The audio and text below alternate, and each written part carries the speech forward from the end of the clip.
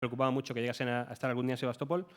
La propuesta de derogación de la ley de cooficialidad de las lenguas minoritarias, que fue una decisión totalmente errónea, tan errónea que el presidente Turchinov no la firmó, finalmente, porque se dio cuenta de las consecuencias que podía llegar a tener, pero causó un impacto muy grande. O, por ejemplo, la detención de Mikhail Dobkin, que había sido gobernador de Kharkov, por anunciar que se presentaría a las elecciones y abogar por la federalización de Ucrania. ¿De acuerdo? Todos estos eventos pues, contribuyeron muy poco a calmar las aguas en la propia Crimea. Con respecto a la legalidad de la independencia, pues no hay nada que decir. Desde el punto de vista del derecho internacional es ilegal, pero bueno, yo la verdad es que he hablado con algunos catedráticos incluso de Derecho Internacional Público que dicen que sí que tienen ciertos visos de legalidad, porque cuestionan, entre otras cosas, la cesión bajo un régimen totalitario, el régimen totalitario soviético, de esa dependencia administrativa de Rusia a Ucrania. Lo que sí que es cierto, que mucha gente no lo sabe, el Parlamento de Crimea había declarado la independencia 2 veces, en el año 92 y en el año 94, y fue precisamente la actitud conciliadora del presidente Kuchma la que logró atajar esa crisis y que Crimea permaneciese hasta 2014 como una región autónoma dentro de Ucrania. Lo que es cierto, y ahí hablábamos del tema de Rusia, es que cuando una gran potencia como Rusia considera que sus intereses vitales están en juego, pues va a tomar acción con independencia de lo que opine la comunidad internacional y de las consecuencias que le pueda conllevar. Y eso es lo que hemos comprobado en este caso. Y además lo hace sabiendo que para el otro bando, y esto lo entrecomillo, el valor de lo que está en juego no es tan grande como para Rusia o para Ucrania. Evidentemente, Occidente no iba a ir a la guerra por Crimea. Esto es algo así. De hecho, la reacción occidental inicial fue muy tibia. Las sanciones posteriores a la anexión de Crimea pues fueron francamente tibias. Se daba casi como un hecho consumado que Rusia se iba a quedar con Crimea después de la revolución. No así con toda la crisis tremenda del Bajo Don. Con respecto a Crimea, también destacar que claro, Crimea era la única región de Ucrania en la que los rusos étnicos eran mayoría, a diferencia del Bajo Don. Y esto pues, se reflejaba también en diversas encuestas de la opinión pública. El Razumkov, volviendo al Razumkov Center, en 2008 hizo un estudio muy concienzudo sobre el encaje de la región de Crimea en Ucrania. Y los resultados pues, eran bastante sorprendentes, porque el 63,8% de la población deseaba separarse de Ucrania entonces. Pero por etnias eran el 76% de los rusos, el 55% de los ucranianos abogaban por separarse de Ucrania y unirse, ucranianos étnicos, por supuesto, ucranianos eran todos. Abogaban por unirse a Rusia y los únicos que no lo querían eran los tártaros, que solo un 13% buscaba eso. Con lo cual, como vemos, pues existía un caldo de cultivo aquí muy grande que en caso de una gran convulsión geopolítica como la que se produjo con la revolución del Maidán, podía llegar a estallar. Bien, como conclusión, pues mencionar lo que ya he dicho, que en el caso de Rusia el valor de Crimea en todos los aspectos, por los recursos energéticos que rodean a la península, por el simbolismo de Crimea y de la ciudad de Sebastopol, todo el simbolismo histórico que conocemos, por el hecho de que la población era mayoritariamente rusos étnicos, va a hacer que hizo en su momento que ocupase con las tropas que ya estaban allí desplegadas el territorio y se anexionase inmediatamente después del referéndum el territorio, a pesar de cualquier consecuencia de la comunidad internacional hacia esa decisión, y que además supone y que es irreversible, al menos así lo veo yo. No sé, lo podemos abordar luego en el debate, pero creo que es algo totalmente irreversible y que además supone un salto cualitativo muy grande con respecto a otros conflictos congelados del espacio postsoviético. Durante décadas ya, tanto los surosetas, por ejemplo, como los abjasios, sobre todo los surosetas, han pedido su anexión, su incorporación a la Federación de Rusia, y Rusia siempre se ha negado. Bueno, esto lo que nos viene es nuevamente a corroborar que Crimea era algo mucho más importante para Rusia que lo que pueda ser cualquier otra región rebelde o estado independiente de facto del espacio postsoviético. Y sin más, pues estaré encantado de dialogar con ustedes en el coloquio posterior. Muchas gracias. Muchas gracias, Paco. Pedro, es tu turno. Sí. Bueno, buenas tardes. Yo voy a ser muy breve. Bueno, no sé si alguno de vosotros conocíais esta editorial. Llevamos 15 años publicando libros, pero fundamentalmente nos hemos dedicado a estudios académicos en el campo de la comunicación, de la comunicología, periodismo, libros básicamente universitarios y académicos. Y este título, digamos que es la primera incursión en las relaciones internacionales, ¿no? Yo estoy muy contento con la edición de este libro. Ha costado mucho trabajo, 2 años de dolores de cabeza, de revisiones de textos. Yo comento ahí en unas notas que hago en una nota del editor. Bueno, cuando Rusia se anexionó Crimea, pues hablamos y yo conocía a Rubén, bueno, pues por otras vías, que ahora os comentaré, porque tienen su curiosidad. Y le propuse, oye, Rubén, tú que eres experto en el tema de Ucrania, vamos a recuperar 3, 4, 5 artículos y sacar una breve guía, un pequeño libro que, ante el aluvión de noticias que había sobre lo que estaba ocurriendo en Crimea, yo echaba en falta claridad. O sea, era todo... era un caos, ¿no? Y digo, bueno, vamos a poner algo en orden. Con algunos periodistas, amigos, pues se lo comentaba y me decían, oye, pues sería interesante un pequeño libro a modo de guía que a los propios comunicadores les sirviese para saber de qué estaban hablando y cómo enfocar el tema, ¿no? Bueno, ocurrió que desde que hablamos, pues al tiempo pues estalló la guerra y había que, obviamente, revisar y actualizar un montón de cosas. Y fue pasando el tiempo y nos encontramos en septiembre, octubre del 2015 y, bueno, hasta que no tuvimos todos los textos ya cerrados y el proceso de lectura final, maquetación, revisiones, pues, bueno, se ha ido alargando y la verdad que llegué a dudar que fuéramos a llegar a la Feria del Libro de Madrid después de 2 años poniendo fechas tope, ¿no? Bueno, nada, simplemente... Bueno, este libro salió también, lo hemos publicado nosotros, en caso de casualidad, ¿no?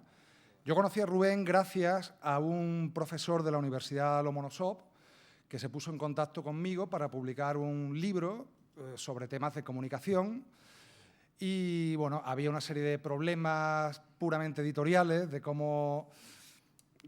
de la traducción, nos habían pasado una especie de traducción, digo especie de traducción porque aquello obviamente no era español, era una cosa bastante complicada y hablé con Pashensiev y me habló de Rubén, ¿no? Me dijo, conozco una persona en España que, bueno, que es un buen elemento desde el punto de vista académico y ahí empezamos a hablar.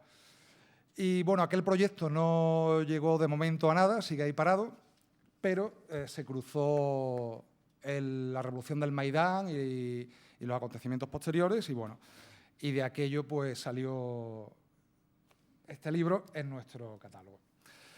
Y poco más que deciros. Espero que os guste el libro, es un magnífico libro, muy bien documentado.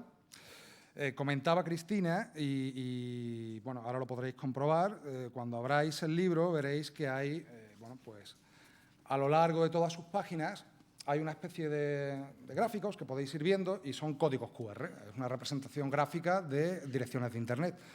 Esto es muy cómodo porque tú vas leyendo cualquier tema concreto, por ejemplo, aquí tengo conversación entre Ashton y Pate, veo cada día peor.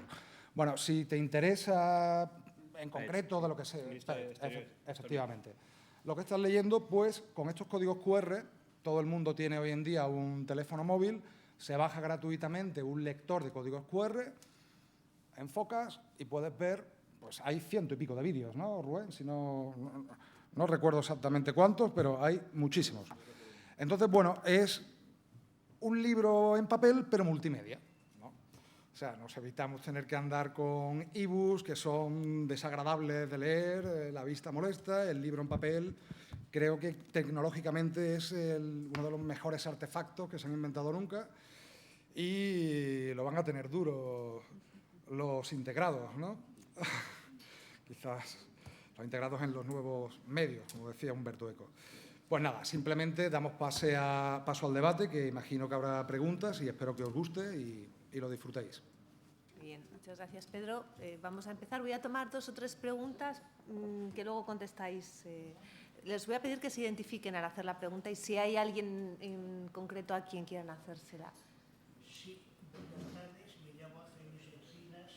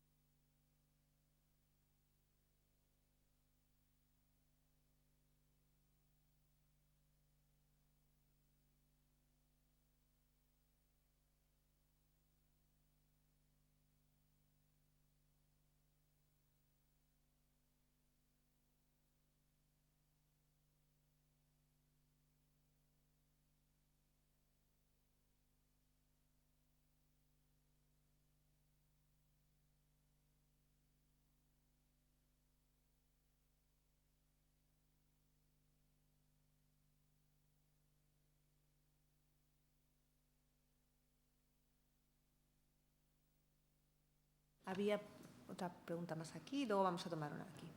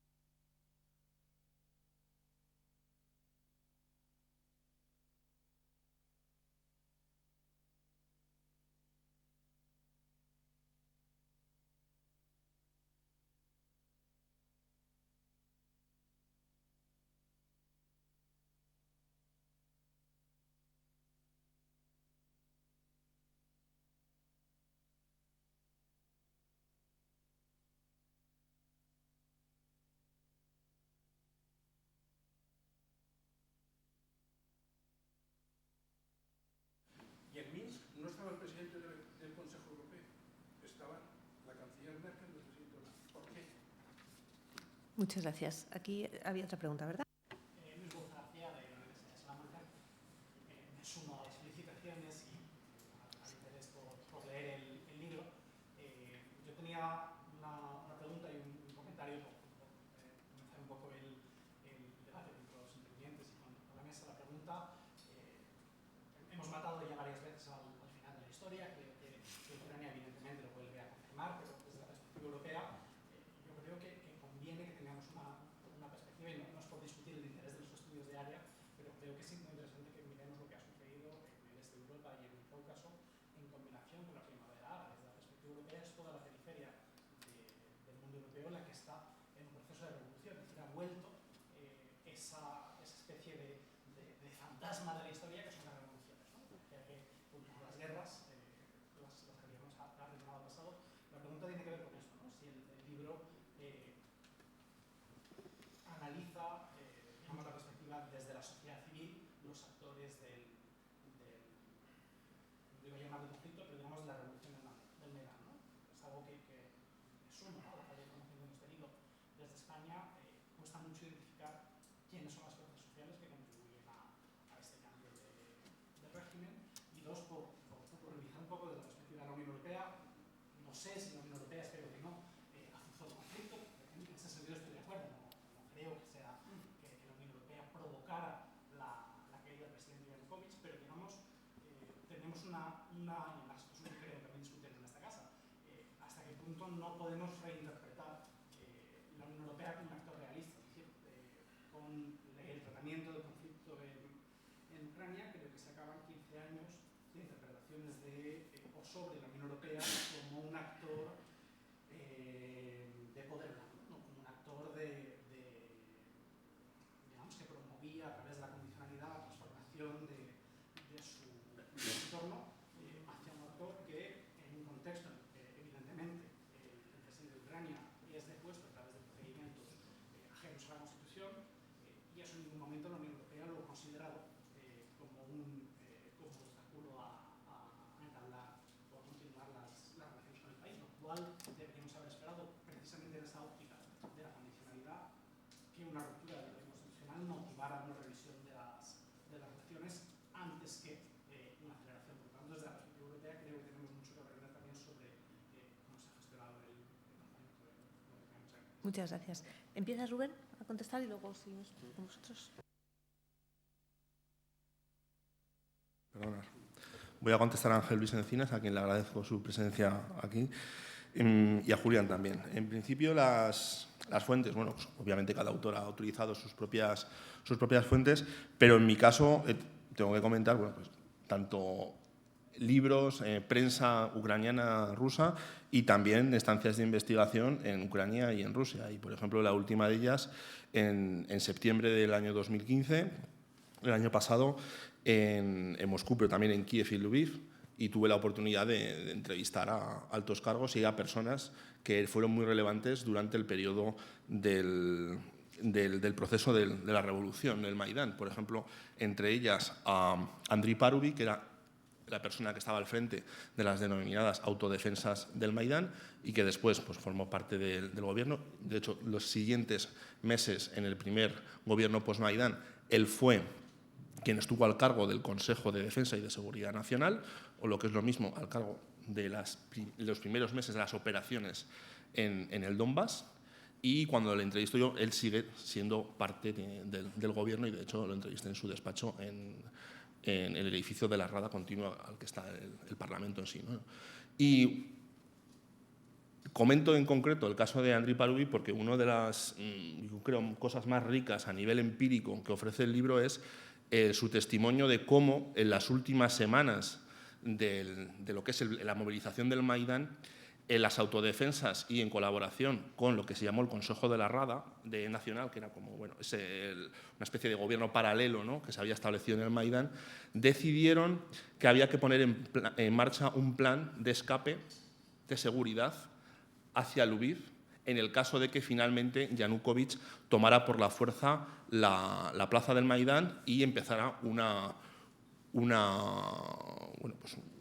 serie de arrestos masivos, tanto a líderes políticos como a manifestantes y activistas. Y él me comentó, Parubi, cómo se había montado todo un dispositivo con autobuses para llevar a los activistas, si llegaba ese momento crítico, hacia Lviv, donde empezaría un proceso de resistencia nacional, armada, por supuesto. Y esto es algo que está en el libro. Yo hasta ahora no lo he leído en ningún sitio.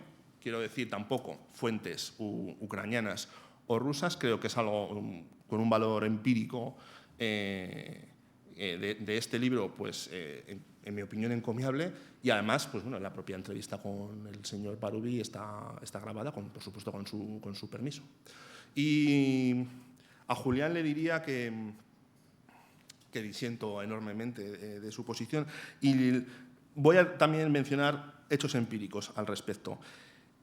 La misma tarde, el 22 de febrero, que la Rada aprueba el proceso de impeachment que no cumple con los mecanismos constitucionalmente instituidos, Yanukovych, es el 22 de febrero, Yanukovych ofrece una entrevista en una televisión local de Kharkiv en la que hacen un speech amplio, pero entre otras cosas dice, bueno, ahora, tras haber firmado un acuerdo en el que los enviados por parte de la Unión Europea, que habían sido, si no recuerdo ahora mal, ministro de Asuntos Exteriores francés y Alemania, sí. Y él reclamaba que ellos servían como garantes del acuerdo, dado que por la mañana ya se le había destituido, esperaba de ellos que ejercieran esa garantía. Bueno, pues lo que tenemos es que no solamente después, sino es que ya una hora o dos antes, toda una serie de mandatarios y de altos cargos europeos habían felicitado y dado el reconocimiento a ese gobierno. Entre otros, por ejemplo, un Twitter que también cito en el libro de Martin Schulz, presidente del Parlamento Europeo. Quiero decir, está ahí. Hombre, yo creo que es un apoyo dar un reconocimiento a un gobierno que no ha llegado por mecanismos institucionales. En fin, es apoyo. Y también daré otro dato. En el Maidán hubo 47 altos cargos occidentales apoyando la movilización. Quiero decir, por ponerlo en términos gráficos a nuestros ojos actuales, 47 riberas en el Maidán. 47, no uno, 47.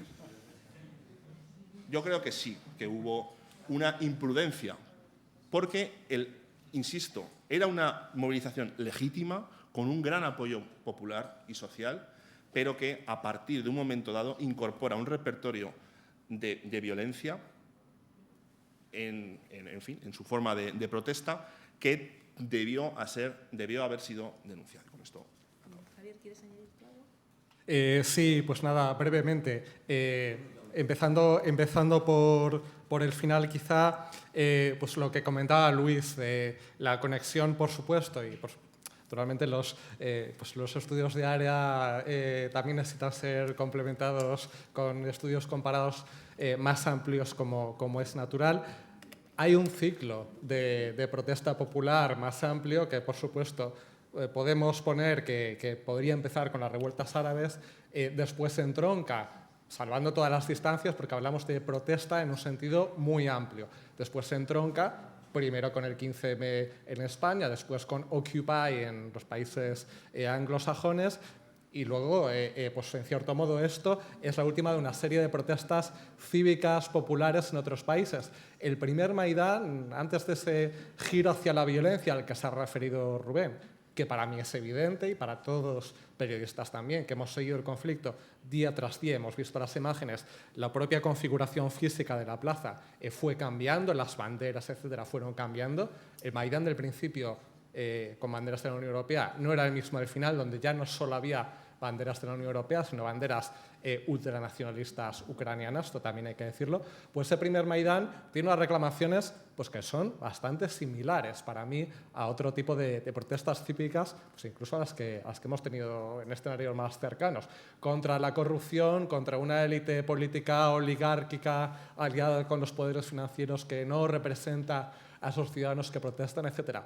¿Cuál es el problema? Que esa pues, protesta inicial, muy justificada para mí, aunque yo no puedo tomar partido porque, para empezar, no soy ciudadano ucraniano y soy muy respetuoso con las posiciones que adopten los ucranianos sobre su propio país. Pero, naturalmente, no nos faltaban razones en un sistema corrupto de arriba abajo y dominado por oligarcas independientes del control y de la rendición de cuentas ante los ciudadanos, un sistema que, por otra parte, no ha desaparecido, por desgracia, tras el Maidán. Ese ciclo creo que está ahí, pero creo que no explica lo que ocurrió, la deriva del Maidán, con otros factores propiamente locales, como el nacionalismo de base étnica, la reacción ante la injerencia de Rusia, que también existía desde hacía mucho tiempo, etc., ¿no? O sea, habría una combinación de factores más amplios y locales. Fin de la interpretación de la Unión Europea como poder blando.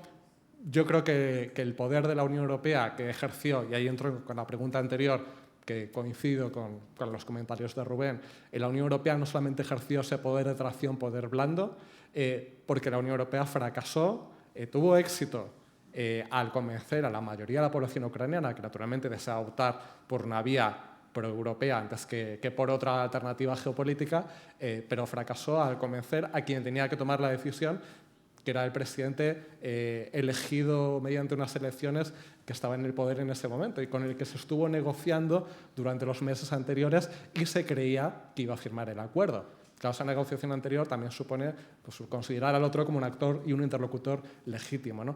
En el momento en que la Unión Europea ve que ese actor, Yanukovych, no firma lo que Occidente, en cierto modo, quería, y piensa que si triunfa la revolución del Euromaidán, el país puede dar ese giro que no ha conseguido mediante la negociación, pues para mí la Unión Europea, quizá no la Unión Europea, yo hablaría más bien de los países occidentales, porque el papel de Estados Unidos sin duda arrastra a una Unión Europea, que ahí coincido, que la Unión Europea se ha movido entre intentar apagar el fuego, pero también se ha visto quizá arrastrada por otro tipo de dinámicas.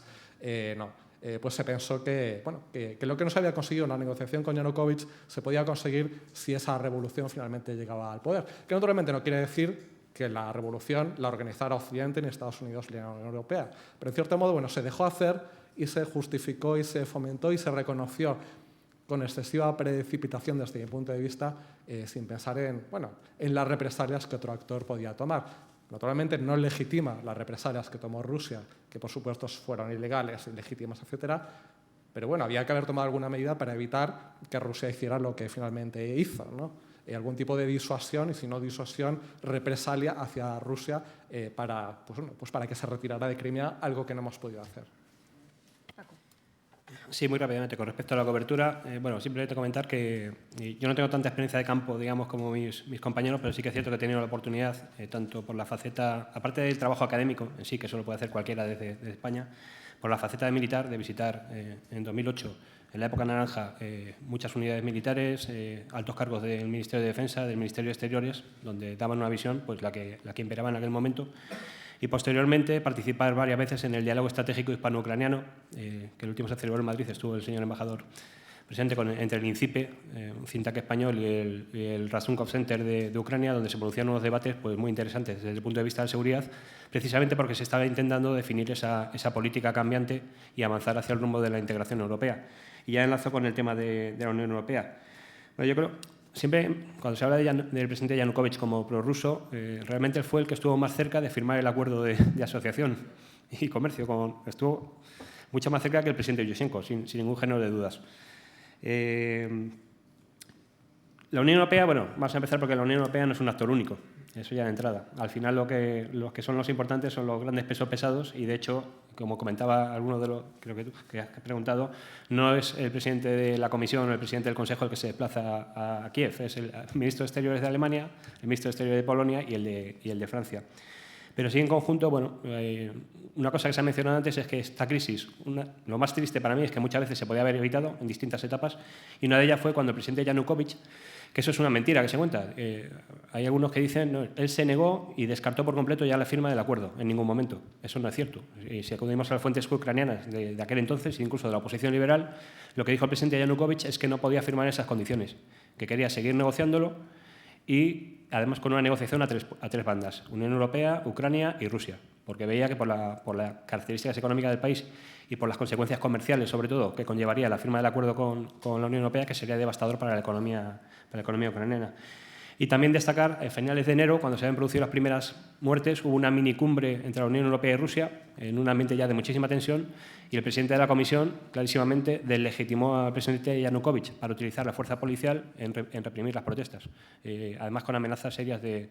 Bueno, si esto lo comparamos con la posterior legitimación de las autoridades resultantes del Maidán, incluso la aprobación, decir, bueno, tiene todo el derecho a utilizar ya no la fuerza policial, sino la fuerza militar para restaurar el orden ante las revueltas del sureste, pues es una postura bastante clara de apoyo, en mi opinión. Y bien, lo del tuit del presidente del Parlamento Europeo efectivamente fue bastante llamativo. En concreto decía que la situación en Kiev era muy fluida y que estaba muy satisfecho de cómo se estaban evolucionando los eventos.